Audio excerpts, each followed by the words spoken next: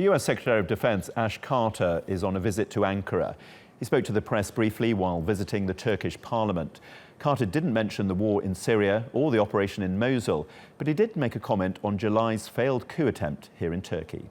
And I think everyone there admires the heroes and the martyrs of that terrible incident.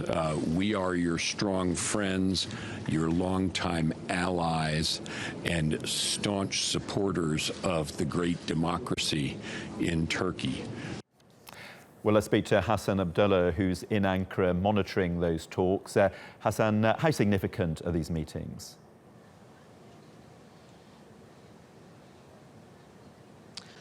Well, John, first of all, the two sides have discussed increased cooperation in the fight against Daesh, and also they have discussed ways to inch closer towards consensus as far as the strategy is concerned, because, of course, there are still some differences, and there is growing realization from both sides that it could have an impact on the effectiveness in the fight against Daesh. The US is trying to play a role in sort of reducing tensions between Iraq and Turkey. The Turkish sides have raised their concern. They've said that they are worried about the strategy of the Iraqi government, particularly pushing some of the Shia militia groups.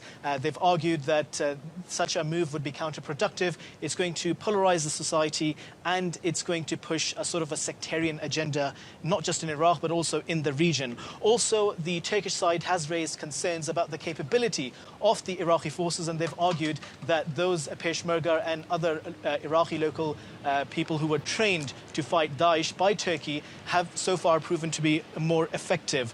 Also, one of the concerns Turkey has raised is that for Turkey, the territorial integrity of Iraq is paramount, but there is a growing feeling here in Ankara that some countries are perhaps more interested in a divided Iraq.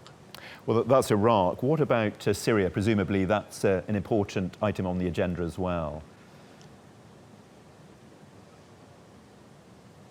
That's right, John. There are some differences between Turkey and the United States in terms of their strategies on Syria. Turkey has raised its concerns, particularly about the US support to groups like the YPG and PYD. And Turkey has argued that it has now been established that the strategy of Turkey has been effective in pushing out Daesh rather quickly. And they've said that the perception that was created that YPG was an effective ground force does not stand anymore. Also, the safe zones in Syria was discussed, and Turkey has pointed out that it is pertinent that the safe zone is created and backed by the international community so that it helps on the refugee front as well.